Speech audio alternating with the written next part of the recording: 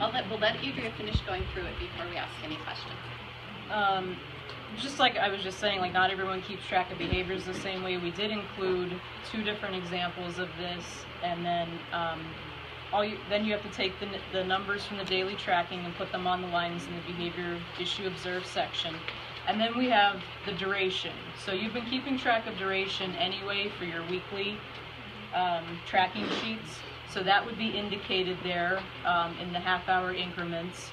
And then the antecedent is what is new on the tracking sheet. So there's a list of antecedents at the bottom of the page, and there's a corresponding number to them. So you would list the antecedent for the behaviors during that half-hour period, and there could be more than one antecedent in the half-hour period. So you can list more than one number in there. And then at the bottom you would be listing your initials, and then just make sure you have a total somewhere on that page, even if it's not in that box, if it's next to it, and just indicate that those are the totals. Or if you went on to the second page, you would have your total be at the end of the day on the second page. That would be fine. You don't have to worry about your math on this page and the math on the other page. However it works best for you, because you're going to transfer those numbers over to the other side when you're indicating the behaviors that were observed. And then if you go back down to the bottom here where the antecedents are, sometimes there's an antecedent that doesn't fit in to something that we have listed here. Maybe the antecedent was that they were, I don't know, the principal came to visit that day, I don't know, and you could list that was if the principal came. Whatever the unusual instance was, you can indicate that and use the other section. If you need to add another other because there were 2 unusual things that day, you can do that too. Does anyone have questions about the tracking page? Lindsay? I've been with Mike for a long time, so would there be a second sheet? Yes. The blank example has the second sheet. It has nothing on the back side, and it only has the daily tracking sheet on one side. Most of you won't be going that one and on another one. But if you did, you could just double-side this paper, I guess. But that should cover as much time as you would spend with your client.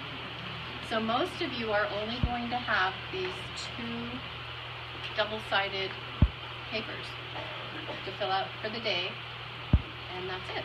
Unless you're with your client, if you're an all-day client like Charlie, I know is with his all-day, Luann, then you're going to have the extra sheet to just keep on going. And then they should be stapled together. Then once Yes. you're finished, you would turn them in stapled. Staple them because they get lost with all the paper clips. Well, it also includes the behavior tracking, so everything should be together. They're not separated. Yes. We are going to staple them. You need to staple it. We're going to staple them. And it's a nightmare then when you go to file it because you have all the staples making it thick. We're going to have an alternating stapling week or something. Sometimes staple it on the left, sometimes staple it on the right so that we can file everything in the chart. Yeah, We may be putting it on the calendar actually. So you don't know which side. And if you staple on the wrong side, don't worry, don't rip it out. Just staple on the other side. But it's a practical administrative thing that we thought of. Any other questions about the track? Yeah, we're all used to writing preferred and non-preferred for activities, but I see now we're being specific on the top of this page here now. That isn't like This example was for school. just for school. Yeah, It's a school yes, number. so that's for school. When you're in the community in the summer, at the top where it says activity subject, community. And then in the body of your note is where you might indicate specific things like preferred task, non-preferred task. You know, the client had an issue with a non-preferred task. But in the summer, you're not going to have to break that down into each separate activity. At least that's where we are at this point right there. Community. Yeah, because I know in the current tally sheets we use like large group, small group, one-on-one. Okay. In school, you should be breaking it down by subject. Alicia? So the summertime, they won't rehearse though? In the summer, it may not be practical to have that sheet in front of you. So we were talking about, journals and different activities you might be working on with the client. You may indicate it in a different way. Maybe you have something like what Steph has sitting there, and you're just indicating it, writing it on a piece of paper. You're not going to be able to have that form out. So as best you can in the summertime, try to indicate in a non-obvious way. You may have a coloring page and use that coloring page to write the different things that happen during the day and the time slots, so that it's not obvious to people in the community that you are sitting there tracking for a child. But we have to track for every child every 30 minutes. It's a requirement of the state. So however you can best do that, be creative, have your own feelings journal, and track it in your feelings journal. Any other questions about the daily tracking sheet that you can think of? Well, I'm in a summer camp all summer, and everybody knows DSS. So, am I allowed to have it then, or do you want me to have it just through paper as well? If it's okay for you to have it wherever you are, that's fine. Okay, I just have You could be working at, what is the name of that camp up in Mountaintop? There's hardly ever any people there, Fairview or whatever. There's no other people there except for, you and 3 other TSS and their clients. Use your tracking sheet. No one knows that you're tracking for. I just thought, we usually have the camp counselor, during times and free time, so we can check around and that's something. ESY, daycares, they know what you're doing. There's just Okay. where you would be identifying the client in a setting. Like if you were at Kirby Park, most kids don't have Right. someone following them with a Right, tracking sheet. okay, I just think that. Yeah, no, you'd be okay. They should. Somebody else have a question? Sandra?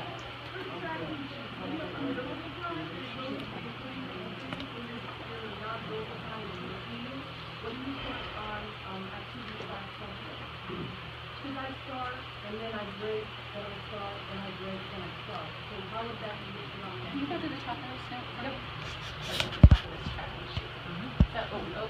boy, too far. Sorry.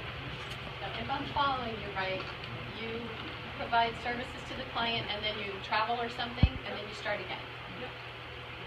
So you could indicate the half an hour, and then if this next time period starts 8 minutes later, start 8 minutes later.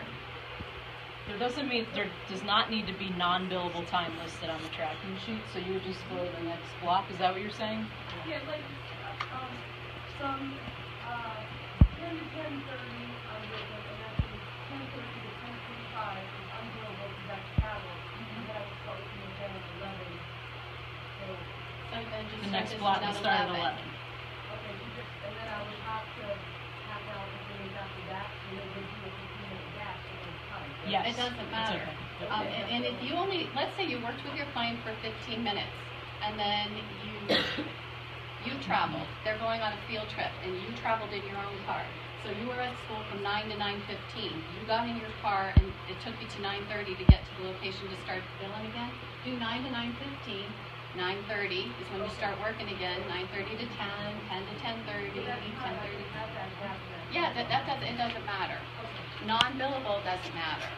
And if you only work for 15 minutes, just make this time period 15 minutes. This is your document. It just can't go beyond 30. It can't go beyond 30.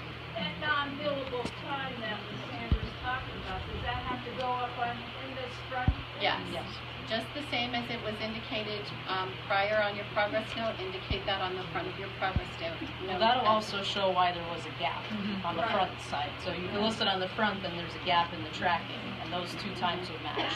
We have to put it on the assessment. Yes. If you're traveling every day, I don't think you have to have that in the assessment section. The state doesn't care as much about non-billable time as they do billable time.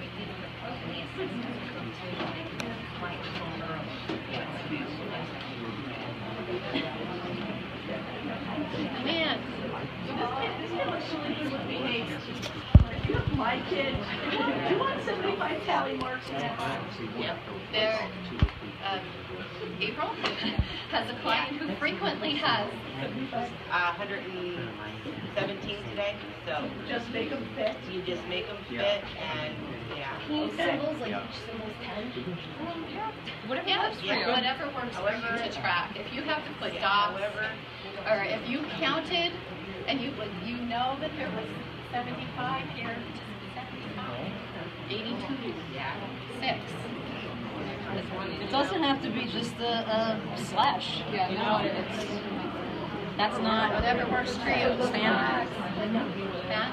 I've been like underneath my tally marks, like putting like a letter, like D for like distraction or something like that to like. Can you hear what's being said? Matt's a new TSS who's been utilizing the new note. And we thought, why teach him how to do the old note?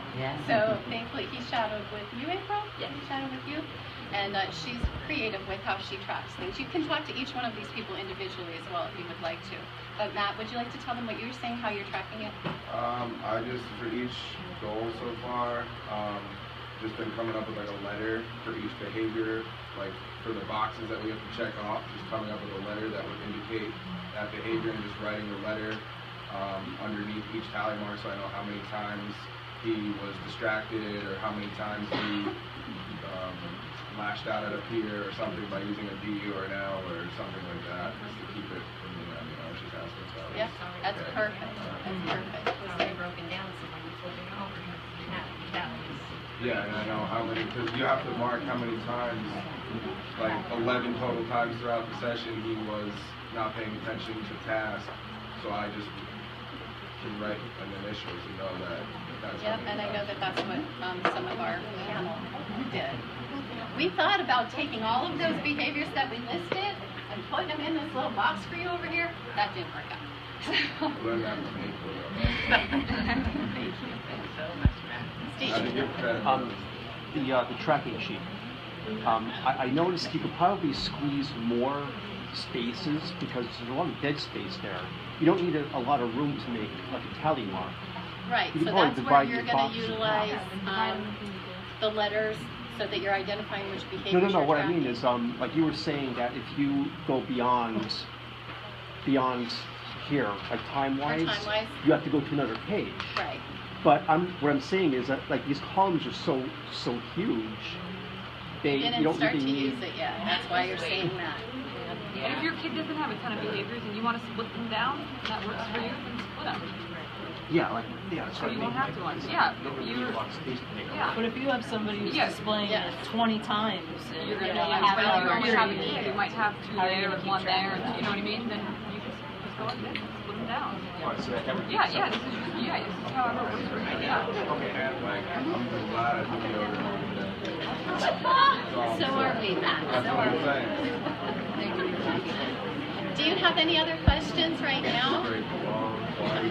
It's 10 after 4. Wow. Do you have any questions for the panel about how they've been doing it? Does anyone on the panel want to talk about it? They've been doing it for a long time. They've worked really, really hard on it. Susan, do you like it better? Susan? Yes. It's quicker. They were just asked if they liked it better. Did you hear the answer? In fact, April at one point had to go back and do the old note, and she's like, I can't do this. yeah, what? Charlie. What is the timetable for reverse control? You know? Well, I don't have an exact timetable. Part of it's going to depend on when your BSC has all the treatment plans and their notes. We're coordinating those together, available to us on the shared drive. Then administratively, it's a lot of work to take, if you look at the samples, to take that and do it. But we're almost done with one BSC. So what our plan is then is when we have your BSC done, but Hazelton we're going to do all together. When we have your BSC done, we're going to come to your supervision with your notes so that you can look at it. We can talk about it again. You know, right now this is very general to you. But when we have your note in front of you, I feel like you're going to have even more questions than you had today. Yes. So then we'll come to you. In Hazelton, we're doing it all together. So we'll come and do it all together. And if you have things that you would like us to change specifically, like we were saying, you know, if Steve, you honestly feel you can't work with